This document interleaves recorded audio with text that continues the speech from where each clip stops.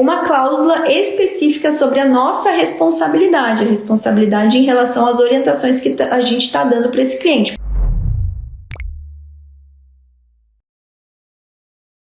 Responsabilidade tributária. Ainda tem muita dúvida, principalmente dos tributaristas, advogados e contadores que auxiliam aí os seus clientes.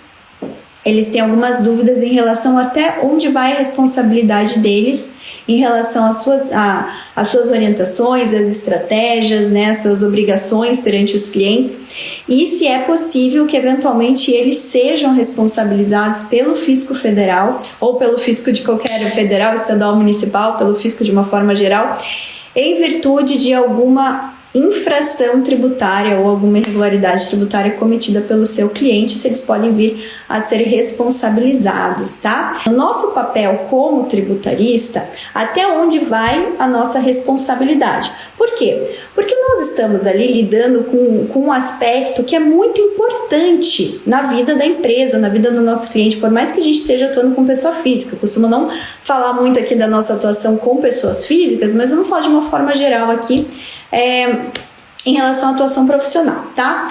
Então a gente está lidando com um aspecto delicado, no mínimo delicado, que atinge a questão financeira, né? Tem relação com a questão financeira da empresa, ok? Então o primeiro momento é que, claro que toda a nossa atuação precisa ser respaldada, primeiro, na legalidade, né? Segundo, na moralidade e na ética, é óbvio. Ok? E onde que fica o aspecto mais delicado aqui da nossa atuação? Quando a gente vai atuar de forma estratégica do cliente, orientando ele em relação à forma menos onerosa de pagar tributos. A gente faz via de regra quando a gente presta um serviço de planejamento tributário, em que depende da nossa expertise técnica, do nosso conhecimento, analisar ali a legislação, analisar as orientações e orientar o cliente a como que ele pode agir nas suas atividades para recolher a menor quantidade de tributos possível, tá?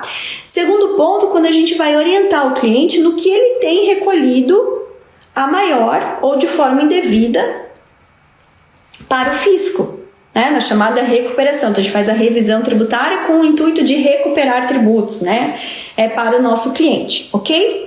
O que acontece, tá? Muitas vezes por mais que a gente esteja atuando de forma legal, legítima, ética, enfim, com a maior das boas vontades mesmo, é possível que essa nossa atuação gere lá na frente uma fiscalização, porque nenhuma empresa está isenta de ser fiscalizada pelo fisco, ok? Está aí dentro do risco da atividade, vamos pensar aqui, voltar ao nosso cliente pessoa jurídica, está dentro do risco da atividade o risco empresarial e a possibilidade de ser autuado pelo fisco, tá? Lembrando que o fisco sempre tem 5 anos aí para poder rever aí todo o recolhimento de tributos dos contribuintes, ok? Então esse é o primeiro ponto. A gente sempre vai precisar atuar de forma lícita, de forma ética, embasando, fazendo análise de risco para o cliente, sendo o mais transparente possível para ele em relação ao risco relativo àquela nossa orientação. Quem vai tomar a decisão é o contribuinte, né? O nosso cliente, não somos nós, a gente orienta, mas deixando muito claro que em qualquer situação o cliente não está isento de ser fiscalizado, né? De ter aí uma intervenção do fisco. Ok? O que aconteceu lá no estado de Goiás e que gerou esse julgamento da ação direta de inconstitucionalidade número 6.284, que foi julgada na semana passada, tá bom? O estado de Goiás, no seu Código Tributário Estadual, lá no artigo 40 deixa eu ver qual que é o artigo aqui, tô com ele aberto. No artigo 45, no inciso 12A, ele falou o seguinte, tá? Deixa eu pegar aqui o caput do artigo 45. São solidariamente obrigadas ao pagamento do imposto ou da penalidade pecuniária as pessoas que tenham interesse comum na situação que constitua o fato gerador da obrigação principal. Ok, até aí está exatamente igual ao artigo 124. É exatamente igual, não, mas é uma redação muito parecida com o artigo 124, inciso 1 do Código Tributário Nacional. Aí lá no inciso 12A, fala o seguinte: Especialmente o inciso 12A, com o contribuinte ou com o substituto tributário, tá? Especialmente com o contribuinte ou com o substituto tributário, o contabilista que, daí vem lá falando do contabilista, que por seus atos e omissões concorra para a prática de infração à legislação tributária.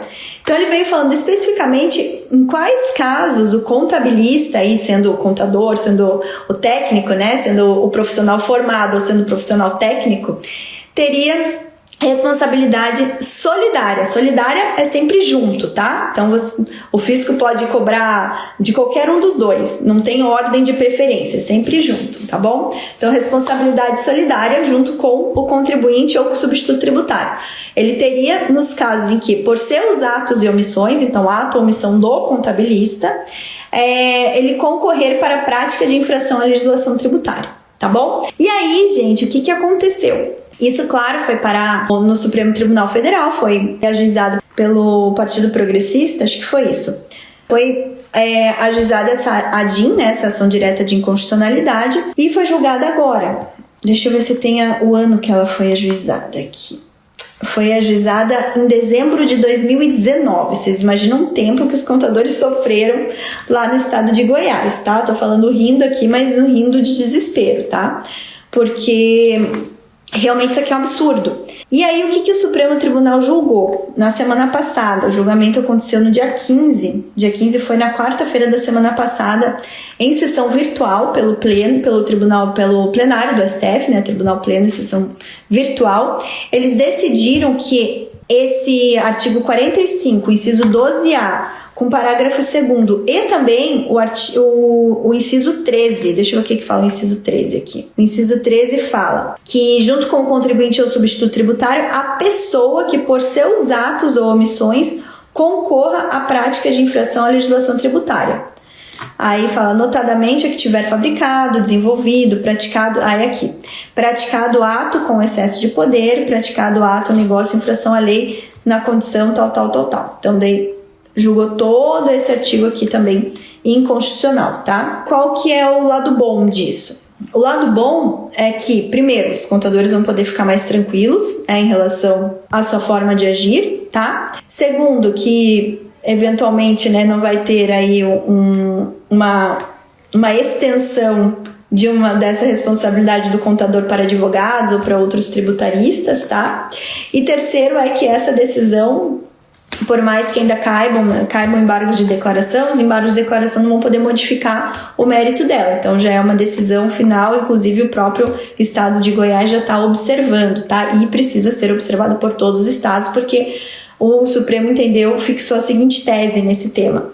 É inconstitucional a lei estadual que disciplina a responsabilidade de terceiros por infrações de forma diversa das regras gerais estabelecidas pelo Código Tributário Nacional, tá? De qualquer forma, sempre que nós formos atuar como tributaristas, por mais que a gente não vá poder aparecer ali como responsável tributário em eventual fiscalização, os clientes, tá?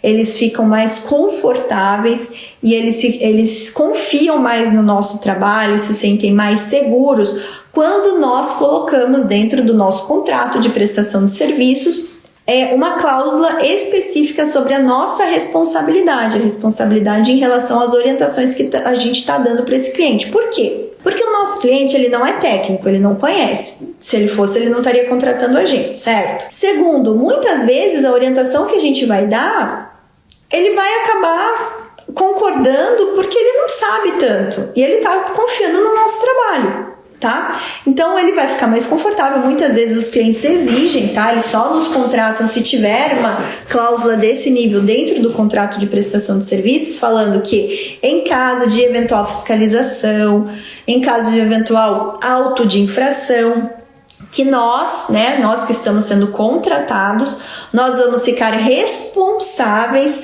por, primeiro, atender a essa fiscalização, elaborar todo o acompanhamento, as respostas a essa fiscalização, e segundo, em caso de auto de infração, nós, como profissionais tributaristas, ficaremos responsáveis por fazer o quê? A defesa daquele cliente.